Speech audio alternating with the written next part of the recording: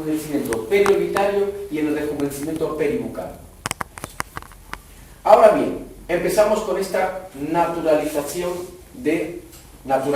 matiz, no sé cómo decir, pero es importante el término, de cada una de las aplicaciones. Es decir, rejuvenecimiento periorbitario, es decir, muchas cosas.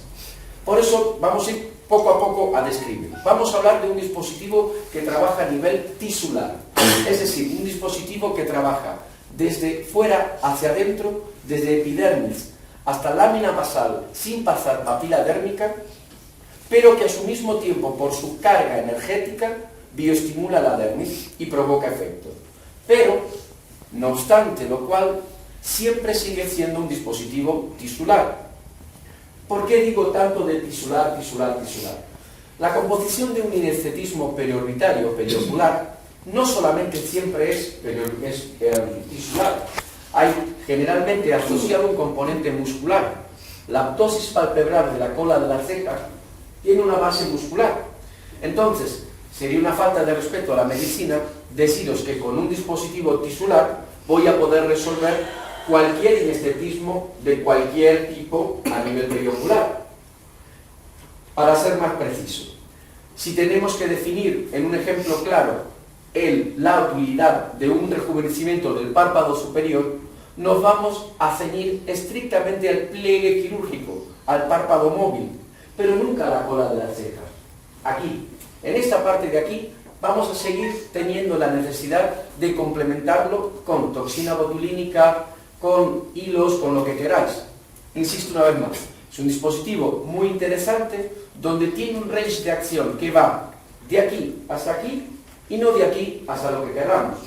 Si la indicación diagnóstica es una ptosis palpebral cuya índole es muscular, difícilmente sea tratable con alta eficacia con este tipo de tecnología. ¿Sí? Esto es lo que es naturalizar cada una de las aplicaciones. ¿Es interesante? Claro. ¿Para qué? Para aquella incipiente laxitud que no amerita todavía la apertura de un quirófano. Vamos a ver casos de laxitudes que en torno a los 30, 40 años empezamos a notar que, claro, quizás abrir un quirófano, una indicación quirúrgica, suele ser desproporcionado. Ahí podemos entablar muy bien el dispositivo, este tipo de tecnología. Esto me refería a la complementariedad del párpado superior. En el párpado inferior seré mucho más optimista, porque el párpado inferior tiene una gran virtud casual anatómica, que no está subordinado por ningún músculo que pueda hacer decrecer el efecto óptico. Una bolsa está constituida de ¿qué cosa? Laxitud cutánea, retención hídrica y o adiposidad. Punto. No hay más. Si yo, no por exéresis, pero sí por una supresión puntual de tejido, logro desintegrar, está mal utilizado el término, pero desintegrar tejido y al mismo tiempo recompactarlo, lo que voy a lograr es, primero, eliminación de tejido, vale, no tan categórico como una exéresis, evidentemente, pero al mismo tiempo de que elimino tejido, logro que al disminuir superficie, la retención hídrica migre y en el eventual caso que hubiese adiposidad se disimule. ¿Sí? Dicho de una manera más coloquial, para ser más informal. En el párpado inferior es mucho más simple la eficacia, es mucho más vistosa, sin necesidad de casi ninguna complementariedad. ¿Por qué? Porque anatómicamente esto nos es permitido. ¿Sí? En el párpado superior ya había aclarado de que estamos hablando de otra composición. Si me refiero a las arrugas laterales, señores, estamos hablando de un dispositivo que trabaja a nivel tisular, es decir, arrugas estáticas, dinámicas, pero nunca musculares. Por lo tanto, todas las gestuales seguirán siendo tratadas con mucha eficacia, con toxina, y podría dar una mano de manera coadyuvante en aquella laxitud sobrante, pero nunca al revés. Si la pregunta fuera, vuestra fuera, como elemento titular singular, usar el dispositivo para una arruga de pata de gallo, la respuesta es no. Primero es una toxina, luego de una toxina, eventualmente podría entrar esta composición, esta utilidad de este tipo de tecnología. Bien, descrito esta primera aplicación de rejuvenecimiento periorbitario, vamos a pasar a la segunda y también importante, donde destaca por su alta eficacia, aplicación, que es el rejuvenecimiento peribucal. Cuando hablamos de rejuvenecimiento peribucal, y recordándoles siempre que es un dispositivo tisular y que actúa sobre arrugas estáticas y dinámicas, evidentemente es que tenemos que dejar fuera surco nasogeniano, líneas marionetas, etcétera, etcétera. Sobran las palabras para decir que tenemos hialurónicos, hilos, de todo lo que queráis, pero no vamos a tener una eficacia para tratar este tipo de arrugas. Sí lo va a hacer, y de manera muy eficiente, en lo que concierne al código de barras. Un código de barras, ¿qué es, al fin y al cabo? Laxitud cutánea. No tiene más complicación, es laxitud cutánea. Ahora bien, esta laxitud cutánea, generalmente tenemos diferentes modos de abordarlo, pero vamos a poner dos ejemplos. El más, al menos en Europa, el que más utilizamos es el hialurónico. Supongo que aquí también. El hialurónico puede ser resolutivo en tanto y en cuanto va a depender un poco de una serie de factores. Puede ser resolutivo a nivel óptico, pero no es resolutivo en cuanto al inestetismo en sí mismo. Es decir, laxitud cutánea con hialurónico, nosotros lo que estamos haciendo es rellenando, pero no estamos ocupándonos de la supresión del tejido. ¿Me seguís desde este punto, no? Sí. Puede ser resolutivo, pero al mismo tiempo podemos generar dos cosas: o volumetría, antes o después, o ineficacia del hialurónico, porque hay una parte donde ya luego no responde más. Por lo tanto, el hialurónico puede ser una solución, pero no es la única alternativa. Otro tipo de abordaje del código de barras es cuando hacemos una dermoabrasión. Una dermoabrasión con lo que queráis. Cuando hacemos una dermoabrasión, mientras dura el efecto edematoso, parece que está bien, pero en realidad una dermoabrasión no ha distinguido, no ha sido selectivo entre valle de la arruga y cresta, siendo la arruga esta, siendo la cresta, el valle. Lo que hemos hecho es esto, como se ha hinchado, ha quedado de esta manera uniforme, pero otra vez no hemos sido selectivos y asertivos donde hay laxitud cutánea. ¿Me seguís? ¿Qué nos va a ofrecer el dispositivo? Extremada tecnología, este dispositivo, extremada selectividad allí donde está la laxitud, ahí donde está la cresta, no nunca en el valle. Entonces sí, el aporte terapéutico es muy interesante. Y si luego lo quisiéramos complementar con un hialurónico, tendría mucho más coherencia, porque primero he trabajado la laxitud, que es el verdadero problema, y luego sí puedo llegar a rematarlo con un hialurónico, con lo cual quedaría más armonioso. Toda la medicina, de cualquier punto de vista, es complementaria. Esta no va a ser la excepción. Creo que el médico inteligente es el que más sabe, a través de una diagnosis concreta y objetiva, qué terapias y tecnologías utilizar, y nunca al revés, a través de tecnologías y terapias, cómo abordar la diagnosis. Primero la diagnosis y luego lo que hacemos, y no al revés. Es un punto que parece redundante, pero que tenemos que recordarlo siempre. Por lo tanto, mencionado esto y dicho los parámetros donde es funcional y donde no, recordad, surco nasogeniano, líneas marionetas no, pasaremos al segundo subgrupo, digamos, donde personalmente entendemos que funciona de manera coadyuvante. ¿Por qué? Porque cuando hablamos de, por ejemplo, un rejuvenecimiento de cuello, claro, rejuvenecimiento de cuello suena muy grande.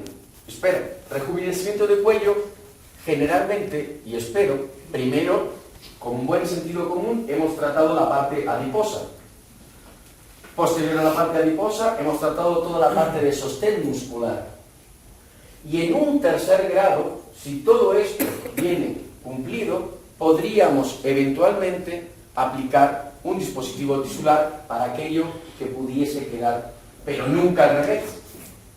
Sé que puede sonar bastante básico lo que digo, pero también sirve para tratar de, insisto, humanizar, normalizar y destacar en qué punto puede ser útil la tecnología y en qué punto no. Si la pregunta fuera oye, Matías, el que viene a internet que sirve para cuello, ¿sirve para cuello? Espera, ¿qué has hecho antes?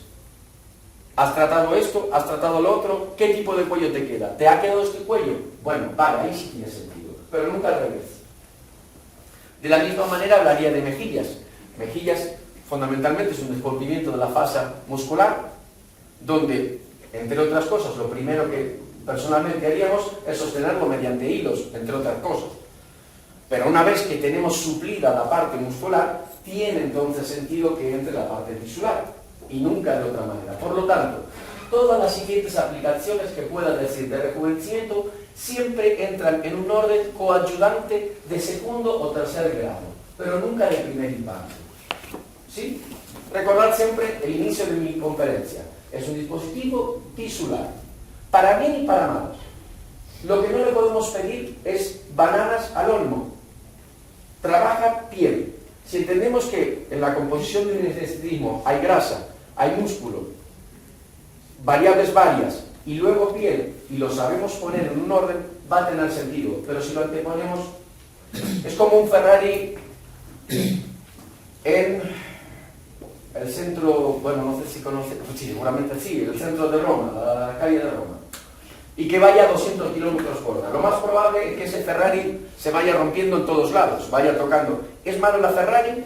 ¿Es malo el piloto? ¿O es mala la situación, las circunstancias? Por eso hablamos siempre de la correcta diagnosis. Es una cosa que no debemos olvidar jamás. No solamente porque nos dedicamos a una medicina que afortunadamente es la, no sé cuál es la especialidad vuestra, pero en líneas generales es la menos trascendente, que es la medicina cosmética, pero siempre debemos recordar que somos médicos y nos debemos abocar a la medicina curativa en primer lugar. Cuando es curativa tiene sentido luego insertar el concepto de que sea cosmética, pero nunca al revés.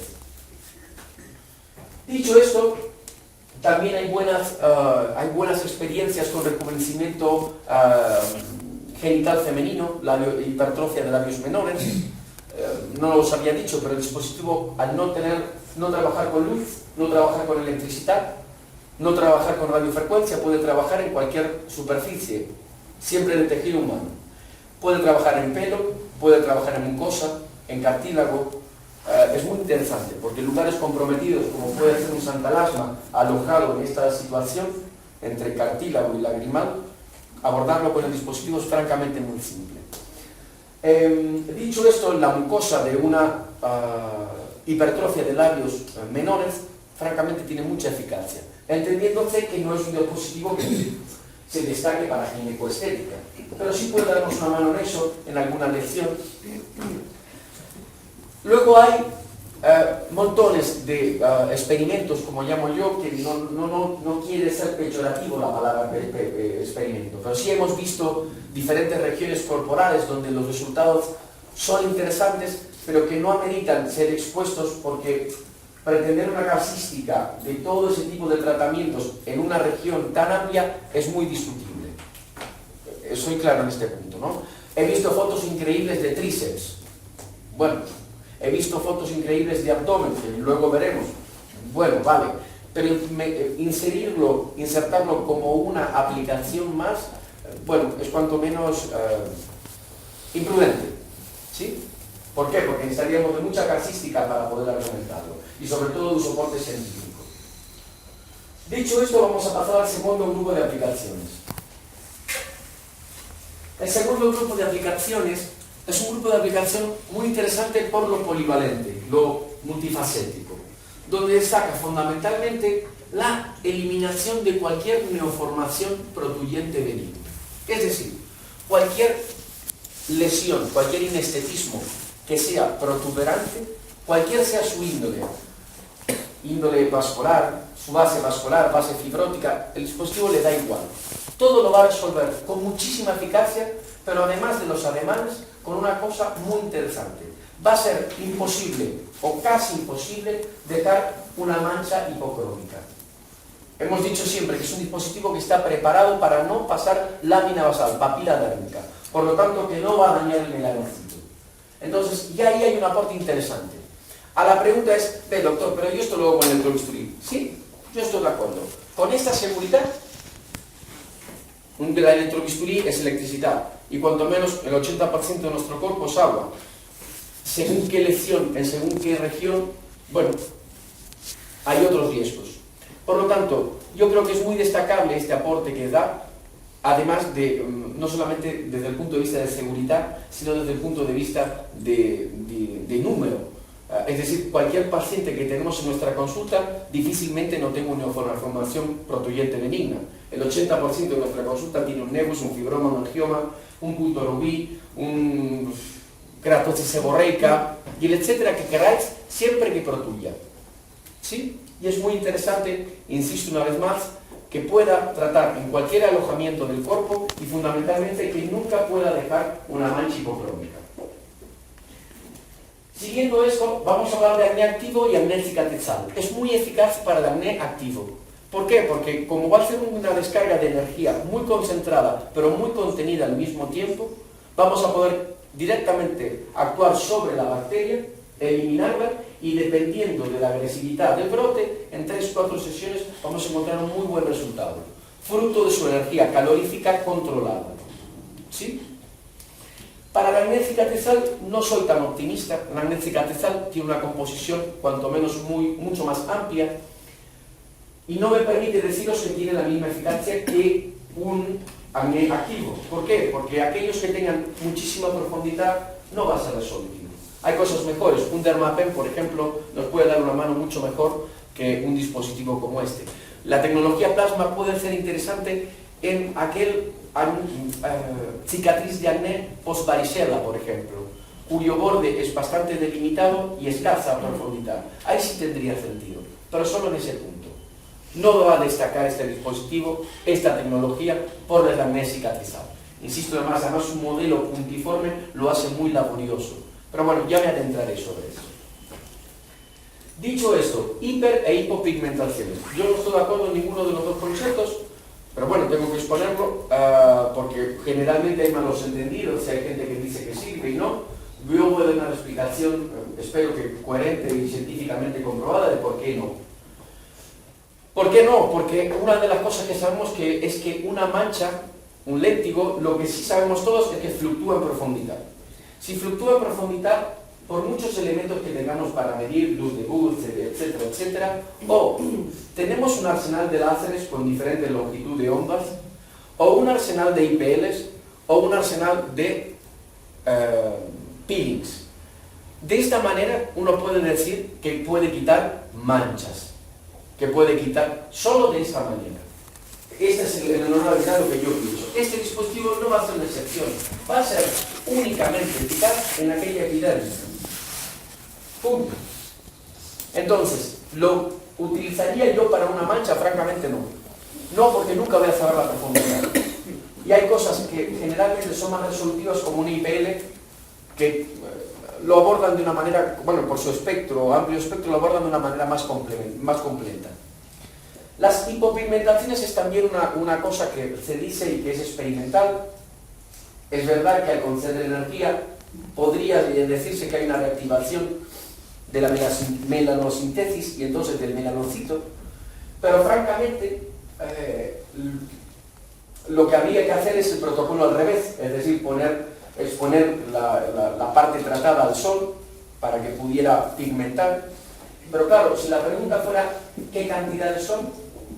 ¿En qué fototipo? ¿A qué hora? ¿Cuánto tiempo? Demasiadas variables. Demasiado incierto como para poder adjudicar una aplicación de esta manera. Insisto, esto lo decimos un poco para desestigmatizar a veces usos que se dice que tiene el plasma y que no, francamente no lo tiene. O lo tiene, pero de una manera escasa. Bien, el queloide voy a ser muy optimista. El queloide va francamente muy bien. ¿Por qué? Porque el queloide, primero, es bastante hereje cuando concedemos energía calorífica. Por ejemplo, cuando utilizamos un láser, como el láser trabaja calentando, primero trabaja desde dentro hacia afuera y transmite calor dispersivo a diferentes zonas, lo que puede o podría eventualmente ocurrir es que sea reincidivo si lo tratamos estrictamente con un láser. Por lo tanto, personalmente no utilizaría un láser para un queloide. En cambio, sí Plexer, porque como decía, va a conceder una energía muy focalizada, pero con una dispersión de energía térmica y de daño necrótico y daño calorífico muy contenido. Casi nulo. De hecho, luego veremos una pingüécula, un alterillo, que sirve solamente para demostraros este punto que estoy evidenciando. Dicho esto, entonces, el queloide es muy interesante el resultado, pero atención, que sea interesante en el queloide no significa que sea interesante en la coloración del queloide. Son dos cosas diferentes. Desde mi punto de vista, un queloide, para ser tratado, la primera cosa que debemos descartar, y esto es una opinión personal, es que tenga afortunadamente una coloración uniforme. Si el queloide tiene una coloración uniforme, para mí no hay que tocarlo.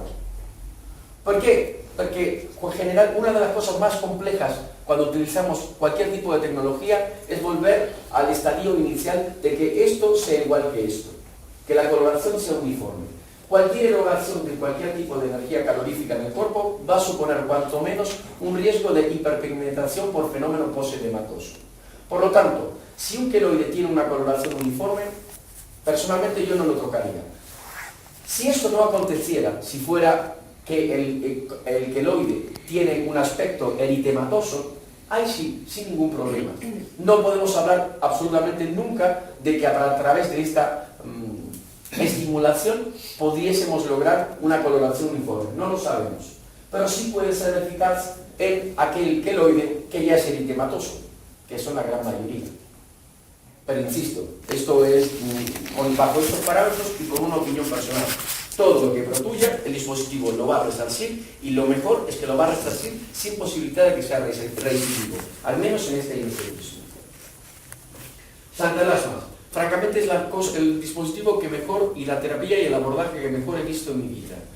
¿Por qué? Porque el santalasma primero es una lesión compleja, dependiendo de donde esté alojada puede ser, y los abordajes son, hasta Plexer, hasta esta tecnología, eran cuanto menos riesgosos de eficacia y riesgosos de curativa sanitariamente. ¿A qué me refiero? El dispositivo veréis que en la adiposidad de un santalasma veréis que está incrustado de manera irregular en el tejido. Entonces el abordaje quirúrgico, claro, no deja de ser algo que huelga de precisión, en eso estamos de acuerdo, por mucha mano que se tenga. Un láser tenemos parámetros estupendos, pero no estamos viendo concretamente dónde estamos llegando. Por lo tanto, tampoco personalmente lo elegiría. Plasma, Plexer, es extremadamente selectivo. Vamos a trabajarlo desde fuera hacia adentro, vamos a tener un control de plano, donde vamos a ver adiposidad, dermis, y cuando empezamos a ver ya la zona sonrosada de que viene un vaso, antes del sangrado, antes de pasar lámina basal, y realmente es uno de los puntos más álgidos del dispositivo. Francamente lo digo así de categórico, no hay cosa mejor en santalasma que Plexer. No así en un aparente inestetismo similar que es el psiquingoma. El psiquingoma, que es aquel que está por el borde periorbitario y se extiende, tiene una base que es completamente diferente. Es una base glandular y al tener una base glandular de por sí va a ser reincidivo. Y además tiene la particularidad de tener una dureza que nos va a hacer perder siempre mucha referencia a la hora de limpiarlo. Y si le sumamos que va a ser reincidivo, es que no tiene ningún sentido. Podríamos aplicarlo diciéndole al paciente que dentro de un año, 2, vamos a volver a vernos. Luego te lo vemos.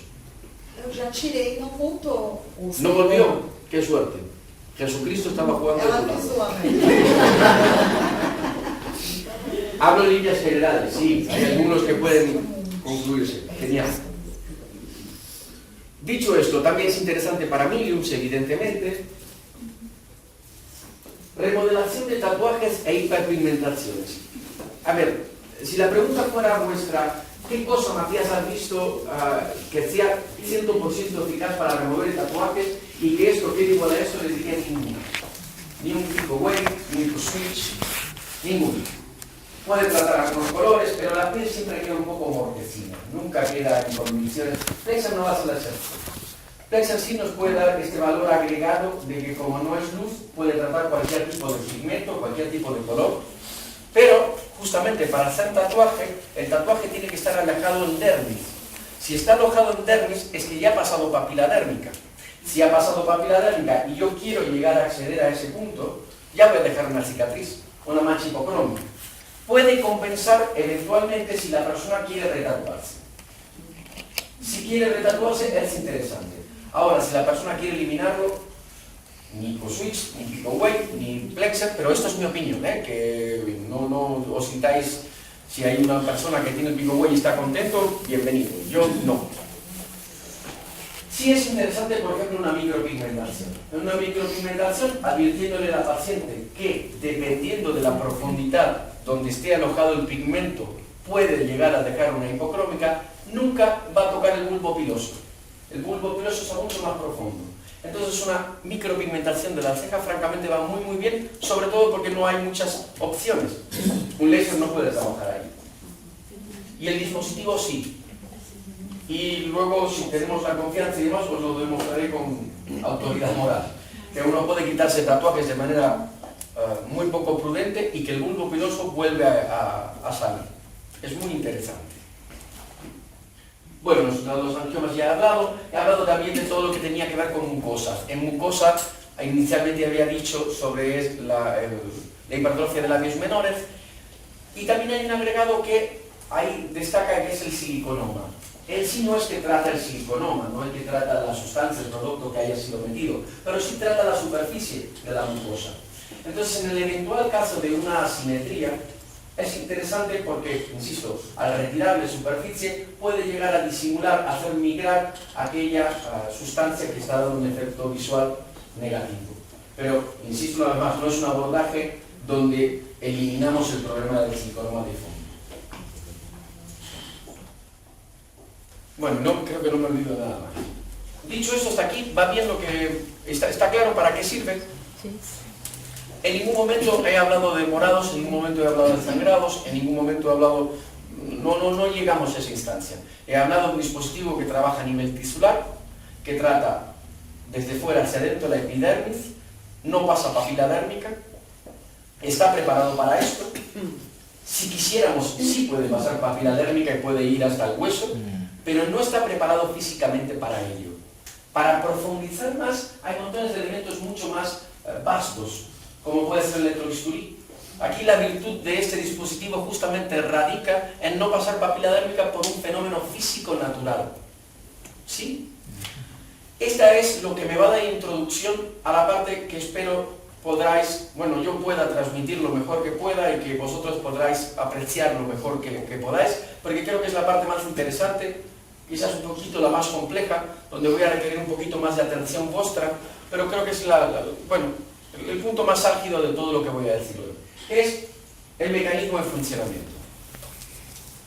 El mecanismo de funcionamiento. ¿Qué es esto de plasma? Bien, plasma ya excluimos que no es plasma sanguíneo ni rico en plasma. No tiene nada que ver. Plasma viene entendido desde el punto de vista física como cuarto estado de agregación de la materia.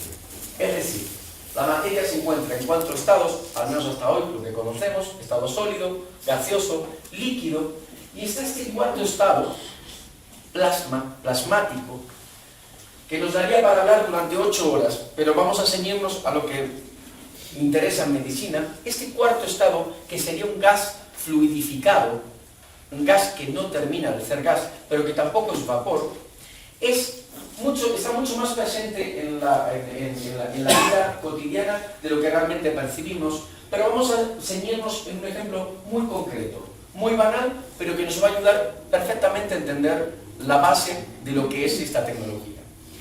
Una tormenta eléctrica. ¿Sabéis la composición de una tormenta eléctrica? ¿Cómo es? Seguramente no. No hay problema, la vamos a describir poco a poco.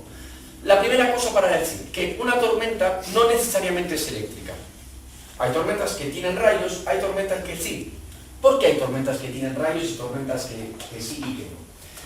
La producción de este rayo eléctrico / plasmático se produce no porque Dios enchufó la corriente y dijo ¡boom!, que venga un rayo. No tiene que ver con una producción de electricidad X. Tiene que ver con una producción de una energía que produce una ionización de los gases contenidos en el aire cuando dos masas con diferente carga electromagnética de su potencial tienen una coincidencia que en líneas generales es muy efímera y muy breve. El rayo es mucho. ¿Sí?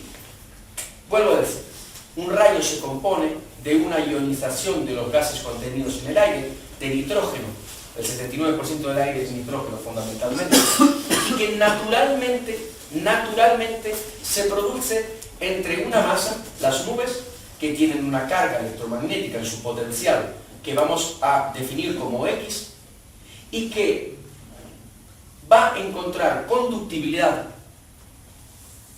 posibilidad de acción, cuando otra masa Y, que generalmente es mucho más estable que X, lo propicie. Por eso es que no todas las tormentas son eléctricas, porque no siempre la nube X tiene X. A ver si la nube tiene otra carga de potencial. ¿Me seguís hasta ahora? Es decir, este fenómeno natural entre X y Y se propicia de un modo muy efímero, muy fortuito, porque la nube va variando constantemente de su carga, y este X e Y se encuentran efímeramente y arbitrariamente. ¿Sí? Esta es la composición de un rayo. Una ionización de gases contenidos en el aire, producto de un fenómeno natural muy inestable. ¿Hasta aquí de acuerdo? ¿Por qué os he hablado de este tipo? Este rayo que vemos, eléctrico barra de plasma, que se produce por este fenómeno, cuando impacta en Y, cuando impacta en la Tierra, genera una serie de cosas. Bueno, en la Tierra destrozos, pero vamos a ver en plasma, en medicina, qué es lo que genera. ¿Por qué os he hablado de este mecanismo de funcionamiento? ¿Por qué os he hablado de la tormenta? Porque en realidad, aquí, bueno, queda ejemplificado una imagen X que le deviene Y. En realidad, lo que nosotros vamos a tener con este dispositivo vendría a ser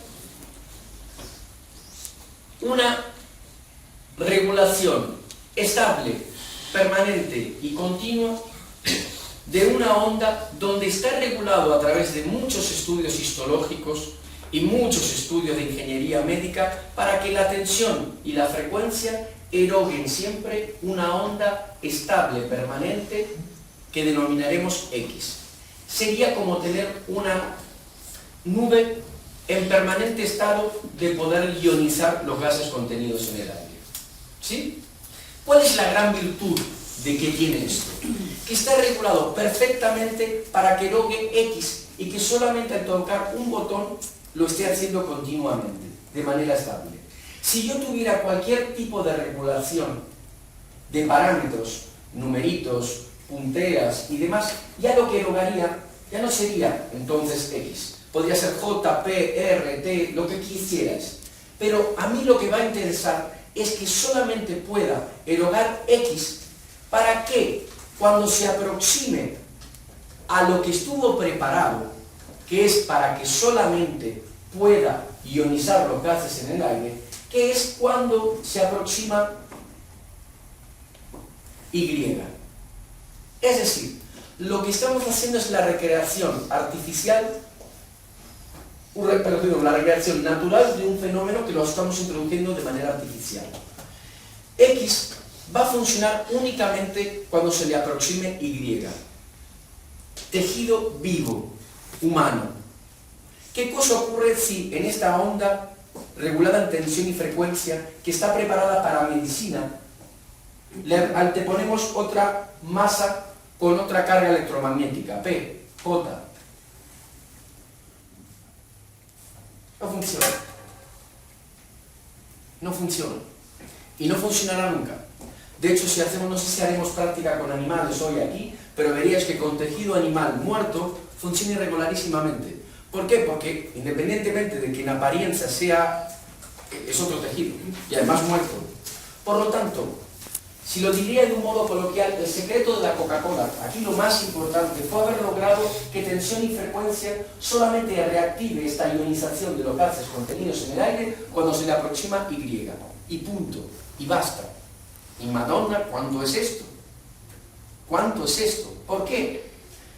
Porque el que sea entre X y Y la relación y que el impacto determine que no pase papila dérmica por una razón física, nos va a abreviar o nos va a favorecer en cualquier eventual problema de manodependencia. ¿Por qué?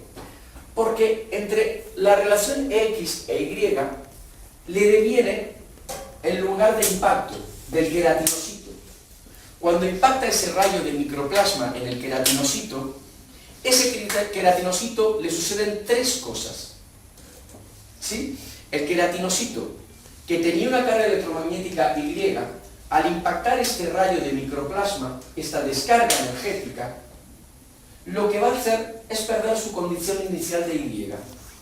Va a cambiar su estadio inicial de carga electromagnética y va a tener otra carga que será P, será Q, será R, pero no Y.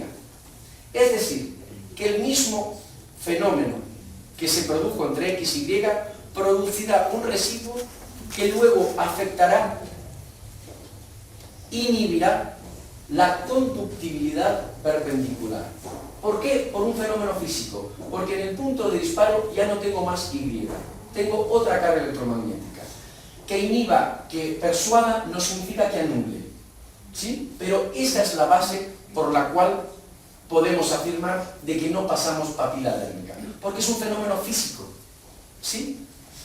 Hay mucho plasma dando vueltas por ahí diciendo que se pueden regular puntas, se pueden regular nada más lejos. Esto es un dispositivo que para bien o para mal no puede tener evolución.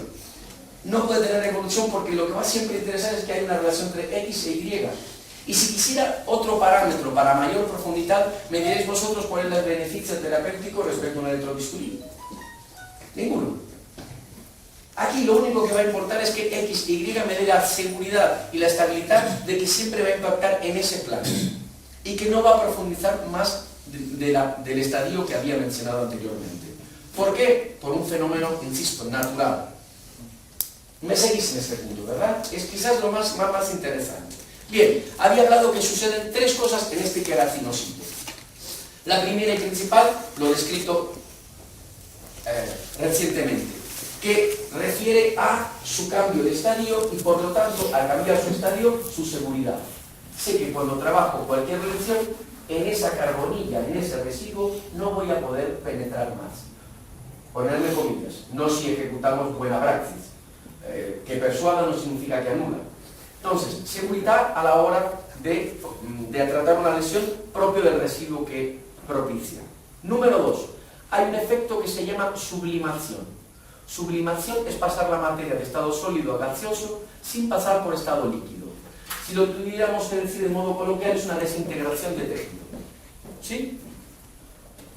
Es pasar la materia, insisto una vez más, de materia a no materia. Y como tercero y último punto, como es una energía muy fuerte, muy concentrada, no deja de ser siempre una energía calorífica que va a bioestimular fibroblastos y por lo tanto si estimula fibroblastos, colágeno de tipo 3 y de tipo 1 en menor medida. ¿Sí? Estos son los tres efectos que tiene. Então, esse dispositivo, quando eu vou usar existem vários dispositivos aqui no Brasil que as pessoas estão utilizando, e eles, quando vão provar o plasma, eles pegam uma maçã, ou pegam uma berinjela, uma banana. Qual a diferença?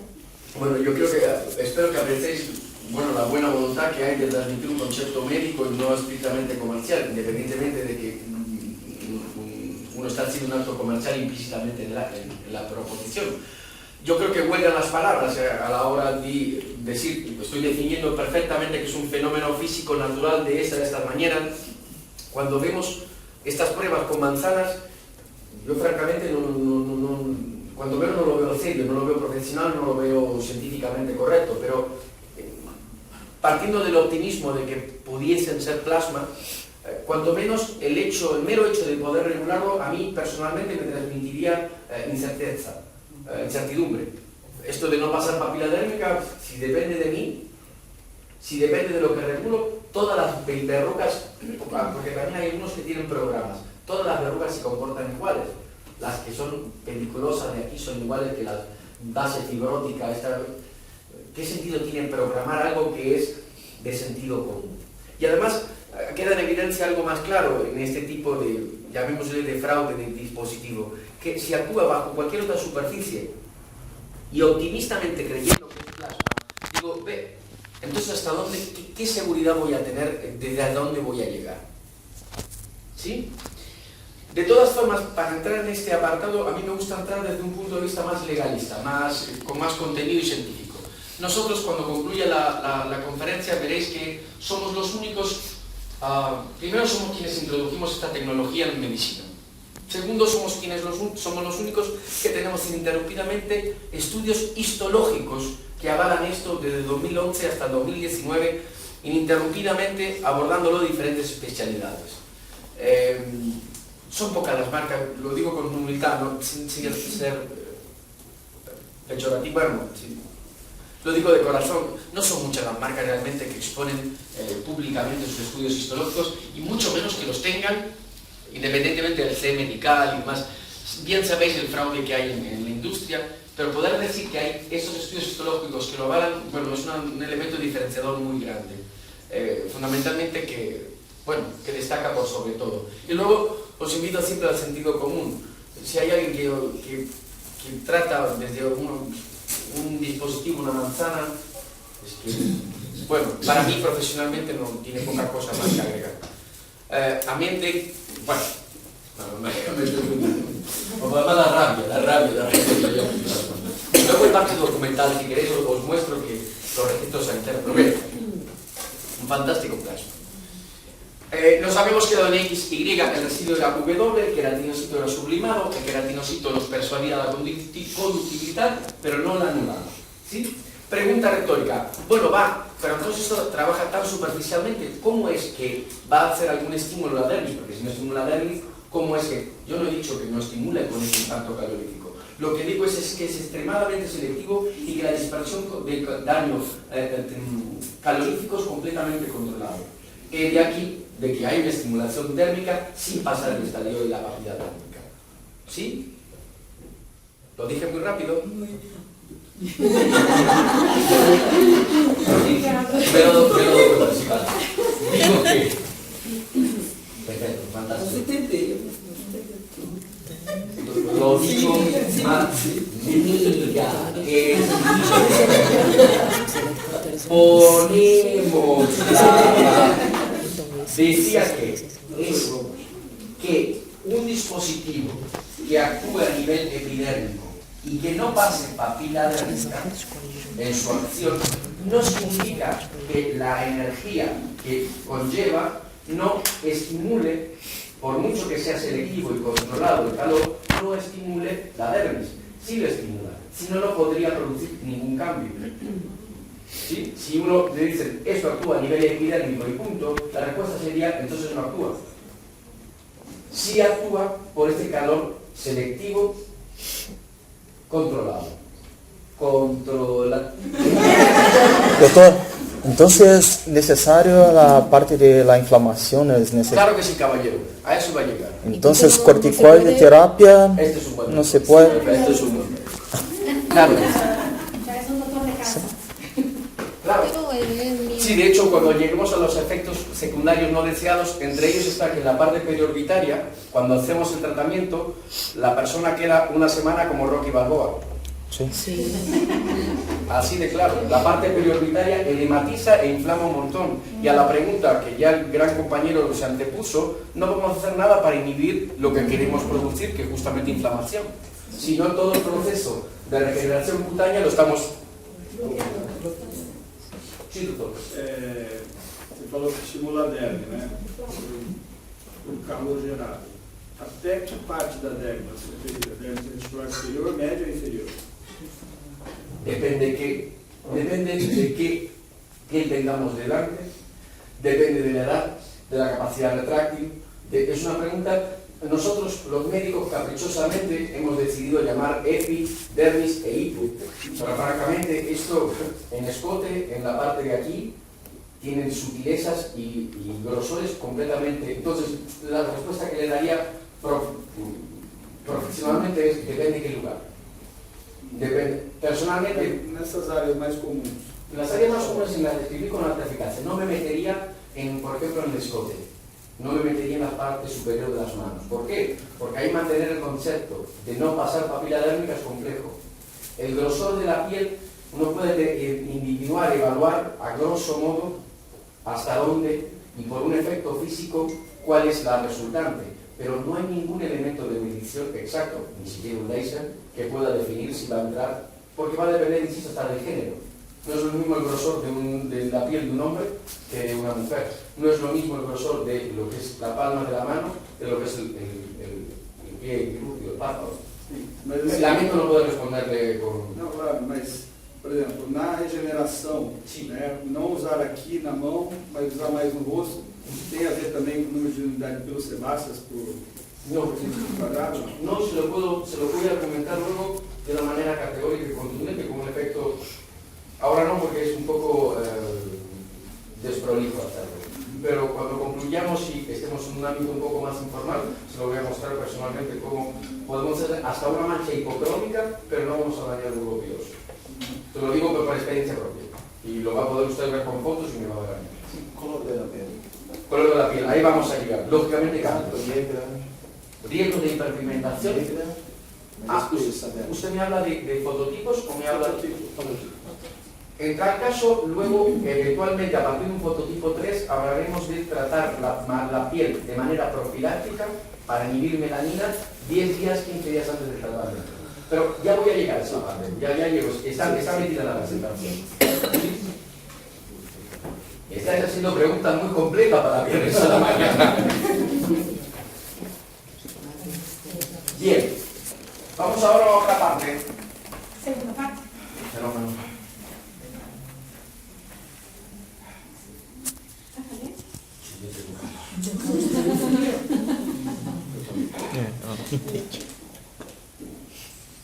La parte donde empiezo el entrenamiento de tatuajes.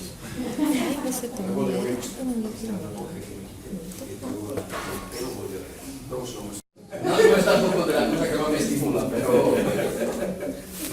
Bien, vamos a aligerar un poco la presentación, hacerla un poco más amable y vamos a ver unas galerías de antes y después de tratamientos. Dos casos. El primero, en apariencia, mucho más importante que el otro, aunque no lo sea tal. El caso de la izquierda vuestro es interesante porque es una piel, en general, con poca respuesta a cualquier tipo de terapia. Ya esa piel tan fotoenvejecida, ¿qué le hacemos a esta señora? Darle besos y decirle que la queremos mucho, pero no mucho más. Sin embargo, ahí vemos que en esa área eritematosa, el eritema propio ya me va a propiciar a que pueda hacer cualquier otra cosa con seguramente mayor eficacia. El eritema me está demostrando de que hay una piel rejuvenecida. Y además, lo que se ve evidentemente que hay una supresión notoria de tejido. Sin embargo, el caso de la derecha es un caso bastante más preciso del dispositivo. Diréis, bueno, el de la izquierda es más espectacular, sí, lo sé, pero el de la derecha lo define mucho mejor. ¿Por qué? Porque va a tratar la arruga fina, aquella que, bajo mi punto de vista, no amerita todavía una intervención. No sé cómo ponerme para que... No amerita todavía una intervención quirúrgica y al mismo tiempo, esto es mi opinión, pero es discutible, y al mismo tiempo hay una serie de lesiones sebáceas que están alojadas en lugares bastante comprometidos. Si veis hay un milium en la ceja. ¿Con qué lo abordaríamos eso profesionalmente? Entonces, independientemente de que los dos, el de la derecha es un caso mucho más representativo de lo que pueda dar el dispositivo. Este caso de rejuvenecimiento periorbitario luego lo vamos a ver, del párpado inferior lo vamos a ver punto por punto. Es muy interesante el resultado. Es un antes y un después luego de una semana. La coloración no es que de vino en una semana, está ayudado con betadines en España, aquí es yodo. Con yodo es yodo lo que tiene, parece, pero el área está eritematosa. Más párpados inferiores, en este caso fototipos claros, cuyo problema principal es el eritema, el área eritematosa por un tiempo que siempre es más prolongado que el que queremos. Una otra consulta. Duda, Luego abrimos preguntas, ¿eh? sí. Si es rápida, sí. Sí, dímela. Para pacientes que tienen eversión del párpado inferior, ¿se puede hacerlo plexer o no? ¿Qué tiene? Para hacer eversión, cuando se tiene eversión Si, del párpado. si ya tiene ectropio. Si ya tiene, sí. No. No se puede A hacer. ver. No es bueno. Eso no es bueno. ¿Puede Es muy ayudar o amplio. no? Tu pregunta es muy amplia, porque con un ectropio ya no hablamos de meramente un componente tisular. Sí. Pero no se puede ayudar. ¿Tiene Podría darnos una mano o podría empeorarlo. Ah, sí. Claro. Porque ya cuando hay un ectropio, ya no hay una parte tisular meramente comprometida. ¿Me Sí, sigues, no? sí. Cuando hay un ectropium ya hay una parte de tejido entonces, mira, hay quien dice que sí, hay quien dice que no. Yo en ese punto soy conservador y diría que no. Que no. Sí, hay compañeros míos que dicen que sí. Yo no lo haría. Sí, es controverso. Como todo en medicina. Sí. Medicina 2 más 2 es 3,33 siempre. Sí. Este de aquí es muy interesante. Es un rejuvenecimiento periorbitario superior que en apariencia no es muy atractivo. La foto no es... Pero en realidad es francamente lo que hay y lo que no. Es un rejuvenecimiento únicamente del pliegue quirúrgico, del párpado móvil y no de otra cosa. En el arco que trabajaremos con pacientes y demás veremos que nos ceñimos estrictamente a esta parte y no a otra. No tratamos de vectorizar, de irnos por fuera, no tiene sentido.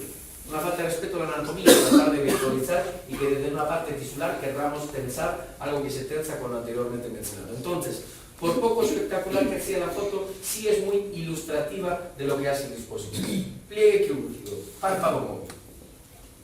Otro rejuvenecimiento periocular de una piel masculina cuya capacidad retráctil es generalmente mucho más inferior, más cuando tiene cierta edad, de un fototipo oscuro, que luego hablaremos de hiperpigmentaciones. Rejuvenecimiento peribucal, el caso izquierdo luego lo veremos punto a punto, es muy interesante. Lo que había hablado anteriormente, rejuvenecimiento genital femenino, hipertrofia de labios menores. También nos da una mano en el pretrago. Esta foto evidentemente es coadyuvante en tercer grado, es decir, primero hemos hecho que el paciente tenga un índice graso a 0, una musculación apropiada y posteriormente, eventualmente, podría ser eficaz este dispositivo, pero siempre en este orden y nunca al revés. Mejillas, como había mencionado antes, en tanto y en cuanto primero hayamos preparado la base para luego tratar la parte tisular. Condilomas en regiones más comprometidas.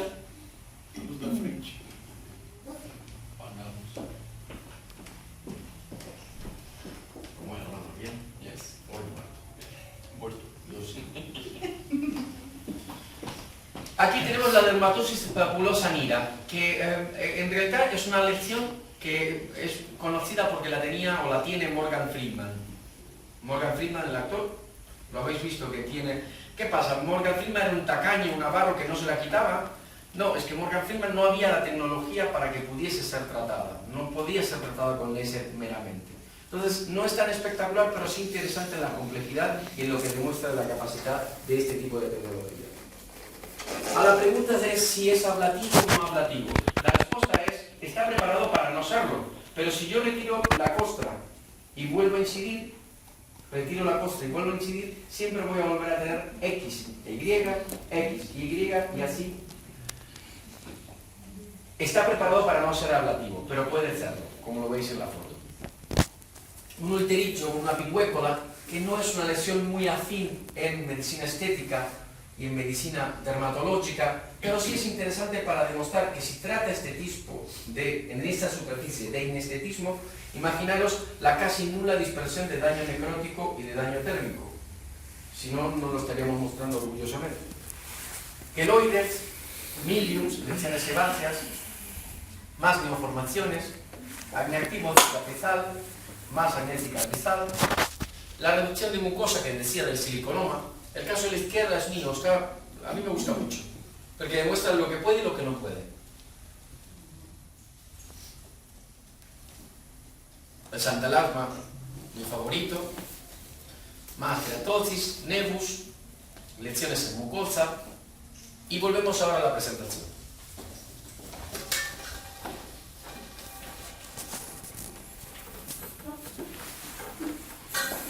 Qual a efetividade numa aptose leve? O senhor acredita que isso consiga resolver uma aptose leve mesmo que não seja apenas tissular, que seja muscular também? Tú dices cuando es incipientemente muscular. Sí. Entiendo esto. Sim. Vale, sí. Sim. Faz o efeito lifting, né? E aí, Ya. quando é uma aptose leve, a não ser que seja de moderada a Ya, severa. yo no te voy a negar de que si tú trabajas esta parte, independientemente de que tenga su base fundamental en el músculo, también está involucrado la parte tisular. Por lo tanto, la respuesta es sí, pero ligeramente, discretamente. Sim. Nos daría una mano, pero espero que lo aprecies. Yo lo que vengo a transmitirte es realmente los términos. Ponte del otro lado, imagínate que yo digo para cualquier tipo de blefaroplastia indicada, sería el efecto contrario de lo que quiero transmitirte. Sí, nos puede dar una mano, discreta, es mucho más eficaz en el plano este. Y aquí, sí, É justamente por ser uma aptose leve, né? Quando passa, acho que de moderada a severa, aí é um processo cirúrgico, né? esto ya siempre digo lo mismo. Nosotros lo primero, en un principio, enfaticé mucho la importancia de la correcta diagnosis. Sim. La correcta diagnosis nos va a hacer elegir diferentes terapias y diferentes tecnologías. Ojalá lo que fuera, resolviera todo tipo de... No existe ese dispositivo. El aptosis palpebral tiene una base más muscular que tisular. Por eso es que me ciño a esta parte. Si la pregunta informal tuya fuera, oye, pero ¿has visto buenos resultados cuando has metido? Y digo, sí, alguno he visto. ¿Puedes documentarlo para presentarlo en una conferencia? No. Sí. Sigo. Vamos a repasar un poco el aporte terapéutico singular. Habíamos hablado de supresión puntual de tejido, la sublimación, la estimulación de procesos regenerativos cutáneos, la recompactación de fibras de colágeno y la acción antibacteriana antimicótica. Diferente, este slide, hacer una buena foto que está... No es eléctrico, nunca hablé de electricidad, hablé de una energía que venía de dos masas y que ionizaba los gases contenidos en el aire. Si queréis, yo puedo ampliar mucho más este espectro de explicación, si queréis. Sim. ¿Sí? Perfecto. Cuando uno concede energía a la materia, lo que está haciendo es propiciar una modificación. La modificación va a estar subordinada a múltiples variables, entre ellos en la cantidad de energía.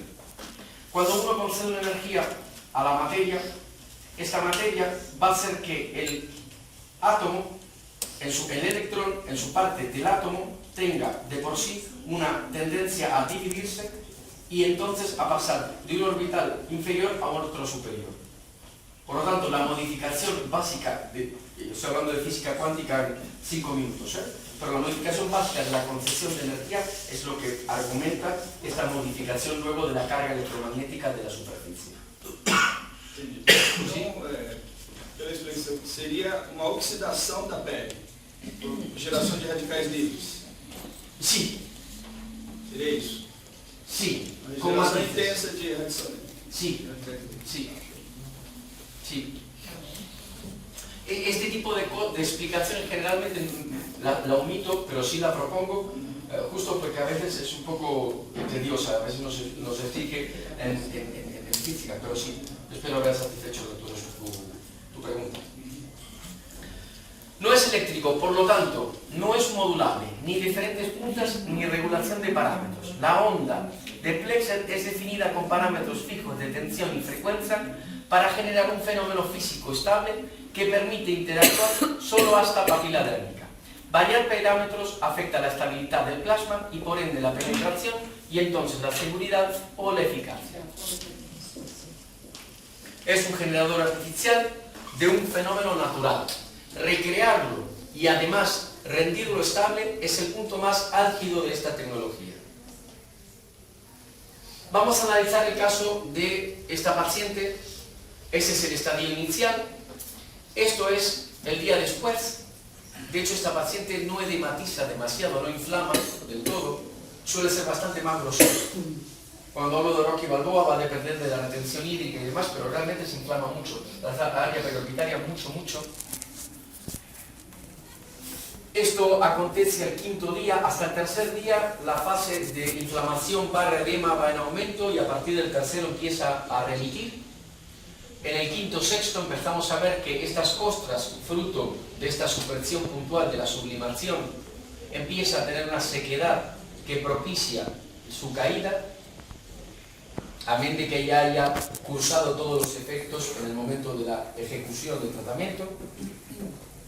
Y esto es lo que obtenemos luego de una semana en esta paciente con estas condiciones. Luego vamos a ver algo muy interesante que tiene que ver con la selectividad de un área que, como había dicho anteriormente, viene abordada de una manera cuanto menos no muy precisa. Si vemos esta paciente, lo que hemos tratado es estrictamente la parte de la cresta de la arruga, no el valle.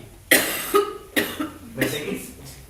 Es decir, a diferencia de otro tipo de tecnología que no es extremadamente selectiva, aquí estoy justamente donde está el inestetismo, tratándolo.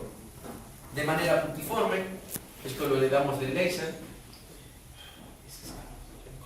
Y entonces ahí sí, cuando tenemos una supresión puntual, tiene mucho más sentido poner un hialurónico o lo que fuera. Pero cuando ya hemos hecho un tratamiento de base de lo que realmente era el inestetismo, que era la laxitud cutánea.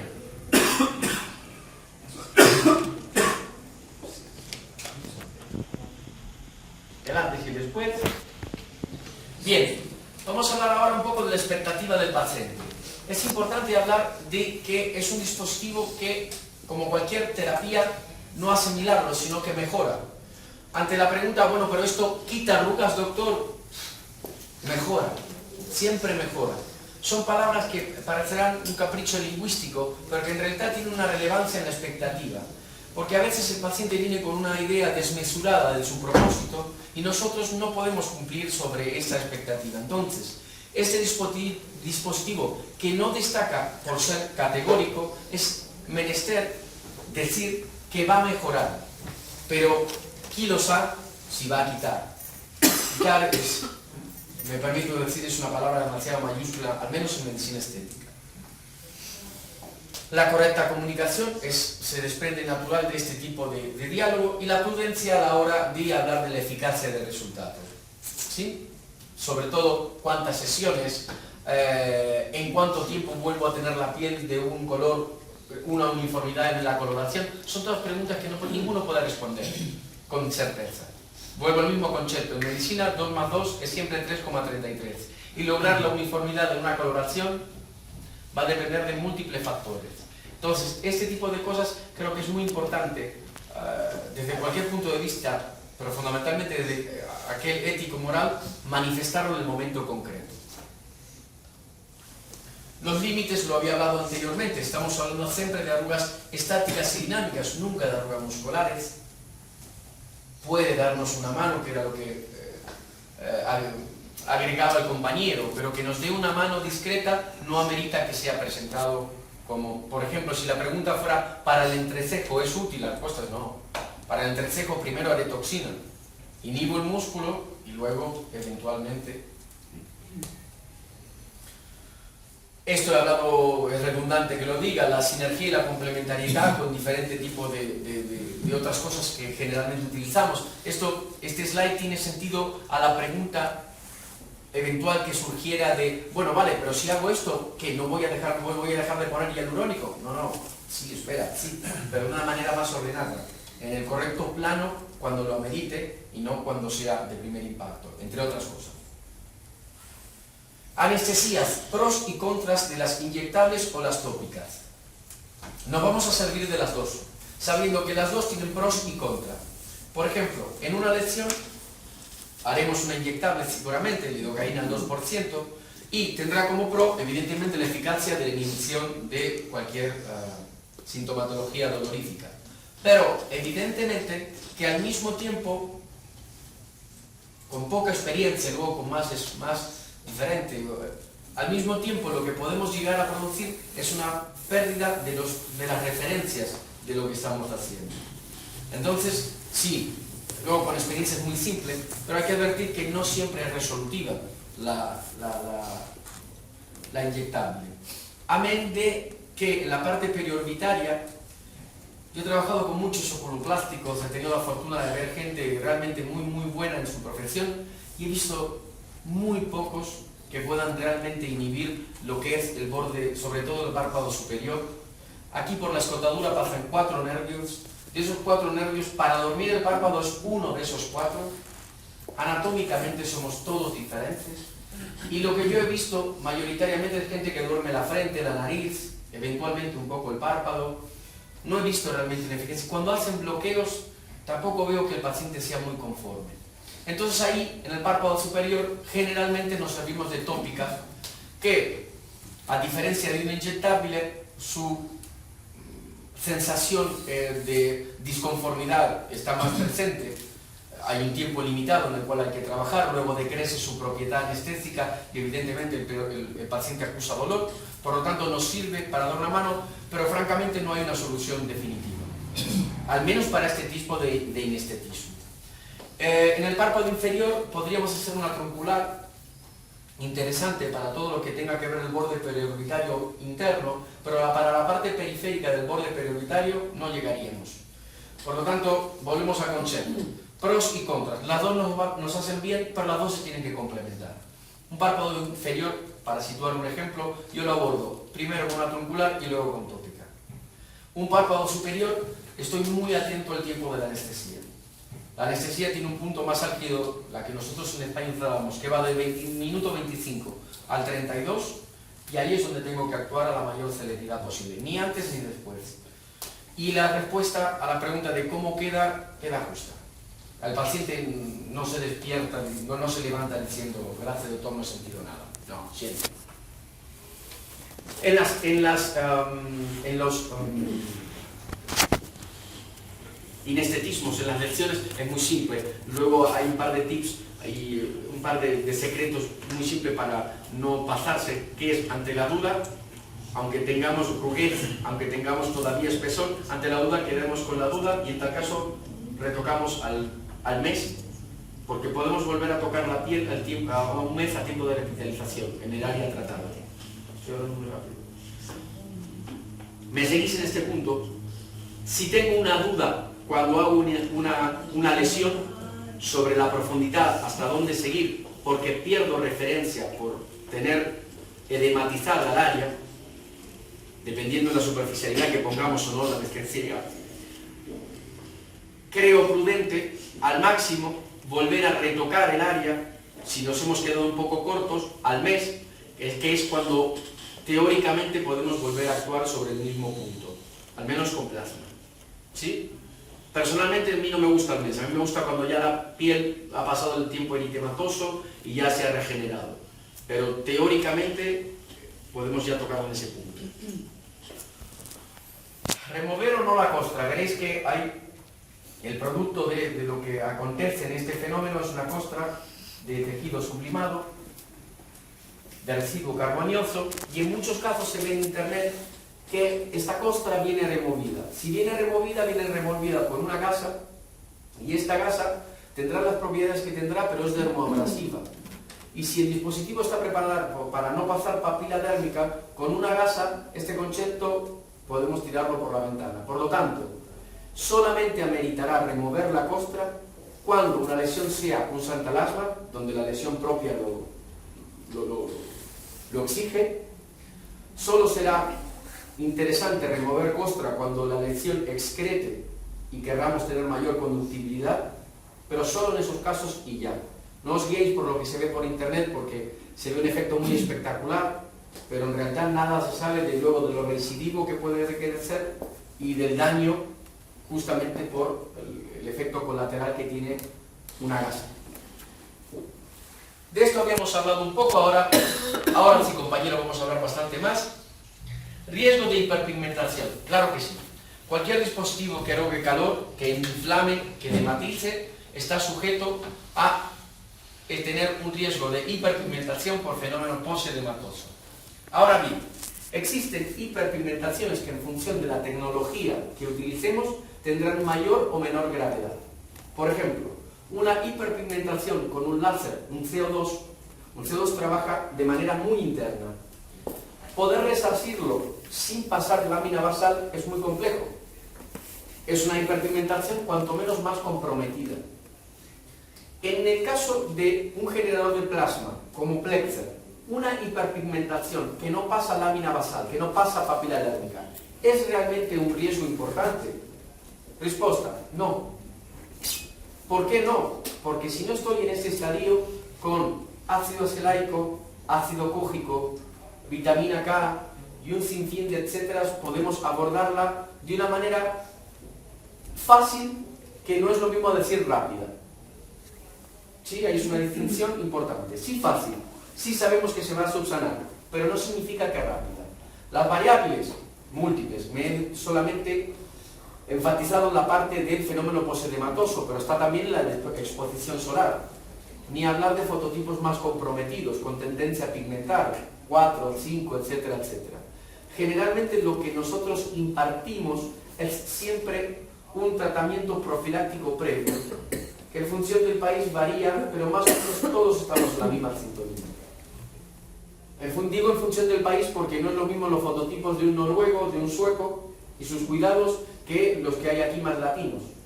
Pero sí estamos todos más o menos de acuerdo en una atención profiláctica previa y eventualmente una pronta, rápida intervención cuando acontece, si acontece, esta hiperpigmentación. A mis pacientes le digo, si cae la costra y lo veis rosado, está todo perfecto. Eso es eritematoso y es normal, cualquier sea el fototipo. Si lo veis blanquecino, blanco, no es hipopigmentado, no. Puede ser en aquellos fototipos oscuros que generalmente no tienen eritema o lo tienen en un breve lapso, que ya esté regenerando. De hecho, la regeneración comienza en el momento en el que actúa el impacto y no cuando cae la costra, por eso que puede estar blanco. Y el tercer punto, si lo veis cuando cae la costra y es color café con leche, ahí sí hay problemas. Si es café con leche es que ya ahí pudo haber hiperpigmentado por fenómeno posedematoso. Cuanto antes venga la consulta, más rápido y más fácil será eliminarlo. Pero claro que sí que estamos expuestos a esto. Desde mi opinión, son igualmente riesgos muy subsanables. Son riesgos muy asumibles. No hablamos de hiperpigmentaciones complejas, por el estadio a la profundidad donde trabajamos. El eritema, bueno, en los fototipos claros, ¿cuándo me gustaría decir que se va el 4 de julio? Los eritemas, lo que sabemos perfectamente es que los fototipos claros duran lo que tienen que durar. No me consta de ningún eritema permanente y la manera de abordarlo es siempre con cremas regenerativas, protección solar evidentemente, etcétera, etcétera, pero el eritema también es, bueno, propio de una piel móvil. Si veis como efectos, eventuales efectos secundarios no deseados, no he hablado del tropio, no he hablado de riesgos de queloide, no he hablado de riesgo de morados, no estamos en ninguno de esos planos para producir ninguno de esos daños. No es que he omitido esta parte porque, mira, es que francamente, cuando uno dispone de esta tecnología, se ve expuesto a este tipo de complejidades, no a otra. Una hipopigmentada, que podría serlo, viene ya de una muy incorrecta diagnosis. Ejemplo, una mujer de 80 años con la piel completamente fotoenvejecida que quiere hacer un tratamiento de cuello, es que no está para tratarlo casi con nada, para no pasar papila alérgica. Por eso hablo de la correcta diagnosis. Si la pregunta vuestra fuera, bueno, pero hipopigmentaciones puedo hacer, si haces un buen diagnóstico, no. Ahora, claro, puestos a poner. Los cuidados. Nosotros en este caso somos muy elásticos y abiertos, pero sí sugerimos algo muy importante o muy esencial, básico, que es anteponer la parte curativa a la parte cosmética. ¿Qué significa esto? Que durante el periodo de costras lo que recomendamos es agua, jabón y antiséptico. Clorhexidina. Punto. Que el médico polaco dice que tiene una crema que va a generar y que regenera más rápido y que la costra, vale, puede ser. pero yo como médico conservador digo, una crema más en herida, una quemadura llama mucho a bacterias, una crema macera la herida, el riesgo de entonces de infección aumenta notablemente. Pero insisto, para gustos colores, en esto de la cosmética yo huelgo de conocimiento, sé que con agua, jabón y clorexidina no tengo ningún problema. Que el periodo, como siempre digo, entre Guatemala y Guatepeor es que no hay mucha diferencia. Digamos, la persona va a estar mal estéticamente durante una semana, que lo esté 4 días, a mí no me cambia. Sí me cambia que se le infecte. Cuando caen las costras, ahí sí entonces cualquier crema regenerativa, la que queráis, Cicaplast, etcétera, etcétera, etcétera, regeneradora, humectante y fundamentalmente protector solar por meses, recordando que independientemente de lo que digan las marcas, está comprobado que las propiedades de una pantalla solar duran 2 horas solamente. ¿Sí? Yo sé que se dice en la industria que no, para todo el día, 2 horas y hay que remover. La manera que tenemos de persuadir esta instancia es mejor hacer una protección mecánica. Por ejemplo, si hacemos una lesión en un lugar muy fotoexpuesto, yo propongo una tirita directamente. Una tirita que se olvide de ese día de ponerse protección y ya cuando hacemos áreas más extensas, necesitamos propiamente de la colaboración de la conducta del paciente. No podemos dejarlo libre albedrío de, bueno, ya, un poquito de gafas y ya, es gafa, más esto, más esto, más esto. En cualquier tipo de terapia necesitamos de colaboración del paciente. Bien, esto lo había dicho anteriormente, lo vuelvo a refrendar. Todo lo que acabamos de mencionar o que acabé buenamente de querer exponer está públicamente expuesto en plexer.es. Veréis que es una página que tiene una voluntad, queremos dar una voluntad más didáctica. Sí, tiene una impronta comercial porque somos de una casa comercial, pero sí tiene una base, creo que claramente didáctica, de que dar a conocer este tipo de tecnología, fundamentalmente porque fuimos nosotros los primeros en aplicarlos en medicina. Y a vez de esto, de tener artículos de divulgación científica abordados por ingenieros médicos, oftalmólogos, dermatólogos, etc., hay también interesantes estudios histológicos, algunos más valiosos que otros, pero también hay publicaciones de impacto A2 y A1. No sé si sabéis esto, este tipo de colaboración no se omite la palabra comercial y en líneas generales es lo más científico de lo científico. A uno tiene la fortuna de que lo elijan para poder publicar este tipo de estudios. En Brasil creo que es igual, ¿verdad? ¿No? ¿Sí? No me decís nada. ¿Sigues igual? Háganme cara de no, decir, pero decir. Vale. No, pues lo digo porque cuesta un huevo realmente poder ponerle. Vale. Bueno, muchísimas gracias por vuestra atención.